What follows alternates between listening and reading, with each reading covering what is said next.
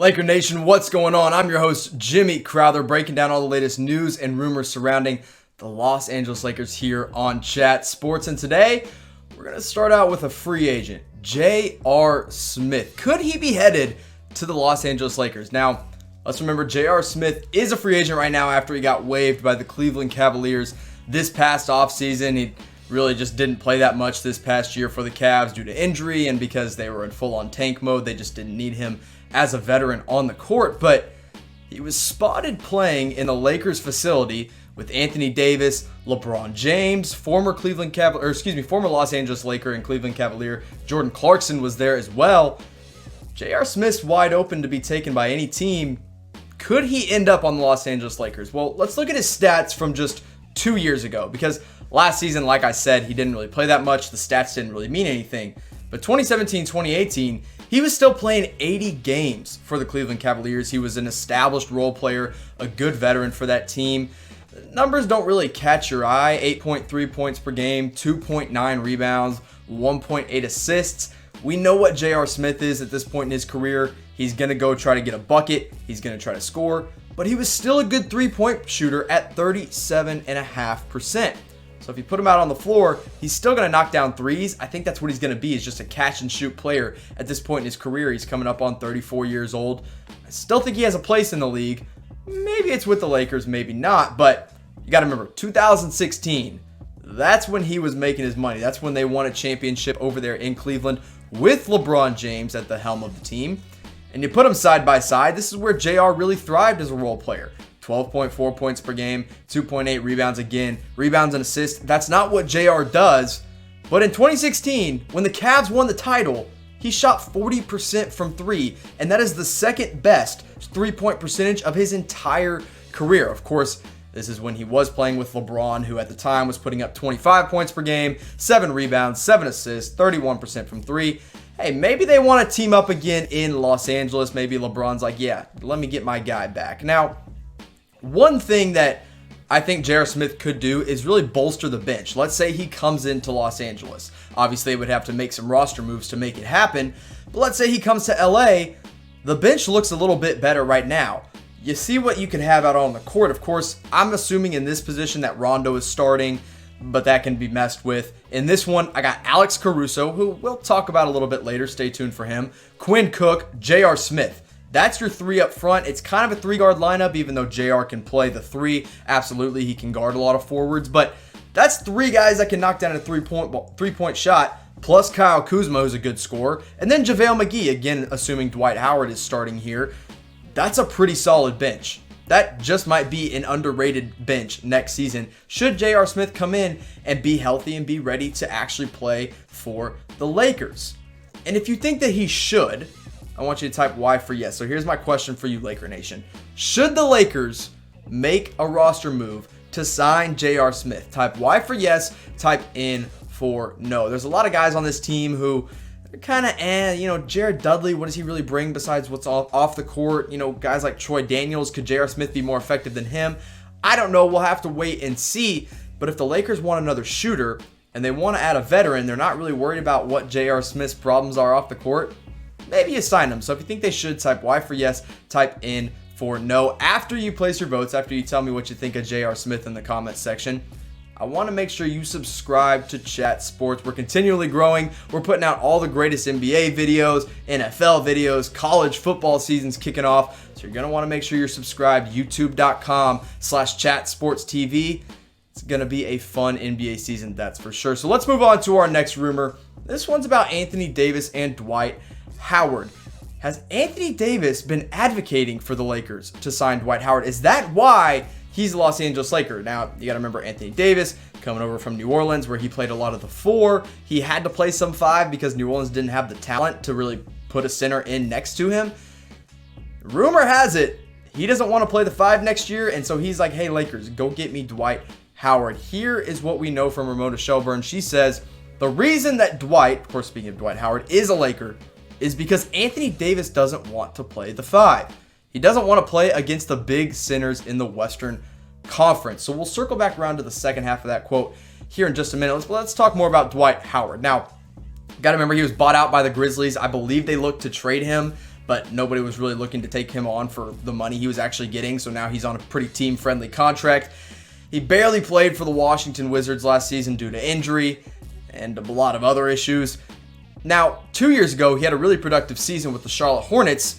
It was just kind of inefficient, and it really didn't help the team that much. Charlotte didn't really go anywhere. He looked good individually, but when you put him into the team system, he just didn't do that much for Charlotte. Now, obviously, the Lakers hope they get Charlotte Dwight rather than Washington Wizard Dwight, because last season, this is 9 games.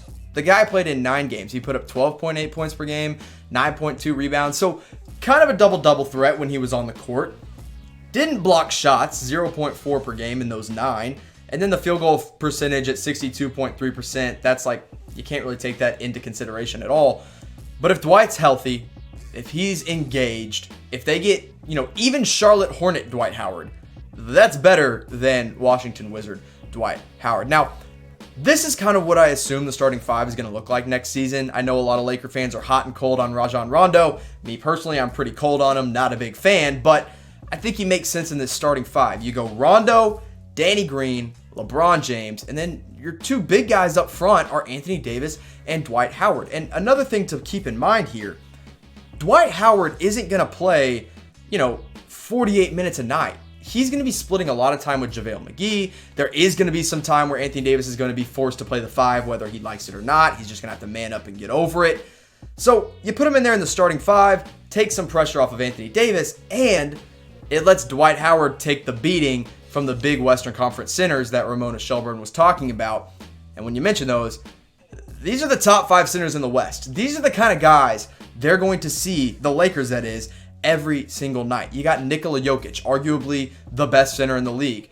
You can make an argument for guys like Anthony Davis if you think he's a center. You can make an argument for Joel Embiid. But in the Western Conference, Jokic is the best center. And then you got a guy like Clint Capella in Houston. DeAndre Ayton's really coming into his own in Phoenix. Karl-Anthony Towns is a top 5, if not top 3 center in the league. And then Rudy Gobert. I mean, look, Rudy Gobert isn't going to be like a banger down low. You're not going to have to worry about him in the low post. But it's still just another big guy that you don't want to see a guy like Anthony Davis, who struggled with injury, have to go up against. So that's where Dwight Howard comes into play. That's where he takes a lot of the pressure off of Anthony Davis's shoulders. And you don't really have to worry about him getting into as many injuries because of all the contact he would be taking. So now the question becomes, who should be the Lakers starting center next season? Now, you got to think if Anthony Davis was advocating for Dwight Howard to be there, he's going to be the starting center on night 1. But JaVale McGee had an incredible season last year for the Lakers. Maybe he's your starting center. Maybe you think Anthony Davis should just start at the 5. Let me know in the comment section below who you think the Lakers starting center should be. Now, Laker fans, I know we're all waiting for the NBA season. We're all waiting to see LeBron and Anthony Davis and Alex Caruso out on the court for the Lakers. But while you're waiting, I know you're going to be watching the NFL games, especially this weekend. So do it all without commercials all season long.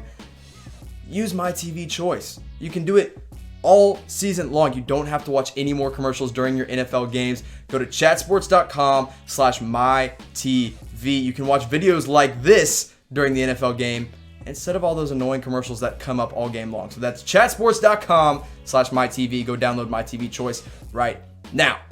Now, I said I would talk about Alex Caruso, and we're going to talk about Alex Caruso here because AC was randomly, air quotes around the word randomly there, drug tested after a photoshopped picture surfaced of him all over social media. I'm sure you all saw it. We'll talk more about it in just a second. Now, Alex Caruso, let's remember, he saw a lot more playing time at the end of last season with the Lakers when they were in full-on tank mode. And he looked pretty darn good. I mean, he looked like an actual NBA player, no longer a G League player. And then he re-signed with the Lakers this summer. So he hit free agency. He did receive some interest from teams like the Golden State Warriors. But he ended up back in LA. He re-signed. He got a real deal. So now you think, hey, maybe he'll get some playing time. So he's probably been hitting the gym a little bit more, but not as much as this picture leads you to believe. And I'll admit, I was completely fooled. I thought this picture of the jacked Alex Caruso was real. And obviously the NBA did too, because they sent him a random drug test immediately after this picture came out on social media. So you can find the real picture on the Lakers Twitter. Alex Caruso isn't actually that big yet, but maybe one day. Now, last season, when he got some playing time. He played in 25 games, 9.2 points per game, 3.1 assists, 2.7 rebounds. He's kind of he's pretty versatile for a guy that you wouldn't expect to be versatile. And he shot 48% from three. Now, that's only on about 50 attempts. He only took 2 per game in the 25 games he played. But when he shot them, he would usually make at least one of them. So he's a pretty good three-point shooter in that. So, next year, I think a lot of people want to see Alex Caruso on the court more. I know I do. I know NBA fans on Twitter do. He's one of the most, for lack of a better term, memeable players in the NBA. The Lakers do have a lot of guards, though. They got guys like Danny Green.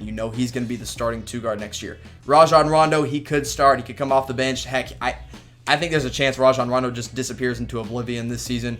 Quinn Cook is there, who they just signed, and I really like. I think he'll be a big player for them next year. And then you got guys like Alex Caruso and Troy Daniels. And I think Caruso can beat Daniels out of a real rotation spot. I think he should. I think he will.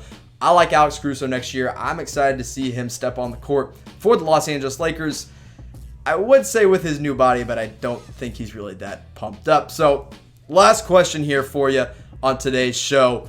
Who will be the Lakers' most improved player next season? Maybe it's one of the new guys that came in. Maybe it's one of the guys that was on the team last year like Alex Caruso. But let me know who you guys think will be the most improved Laker next season.